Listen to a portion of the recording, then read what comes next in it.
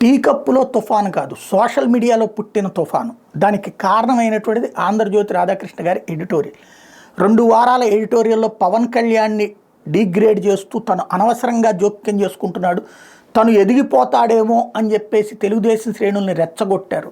దాంతో ప్రారంభమైంది. ఆ తర్వాత అసలు డిప్యూటీ సీఎం అంటే 6,000 అని ఎందుకు గుర్తుంచుకోడు పవన్ కళ్యాణ్ అన్నటువంటిది నువ్వు పట్టగా పడుండాలి తప్పించి నువ్వెట్లాగా క్రియాశీలంగా పనిచేస్తావు అన్నటువంటి రూట్లో రెచ్చగొట్టుడు ఎడిటోరియల్ రాసుకొచ్చారు. దాని మీద ప్రారంభమైనటువంటి చర్చ తెలుగుదేశం శ్రేణుల్లో భయాన్ని రేకెత్తించి అర్జెంటుగా డిప్యూటీ సీఎంగా లోకేష్ని తీసుకురావాలి అన్నటువంటి కాన్సెప్ట్తో బిగిన్ చేస్తే చివరికి అది పెరిగి పెద్దదై ఇరుపక్షాలు విమర్శలు ప్రతి విమర్శలు చేసుకుంటున్నటువంటి వేళ చివరిలో కిరణ్ రాయల్ ఓ రకంగా దీనికి ముగింపు పలికాడు అనుకుంటా.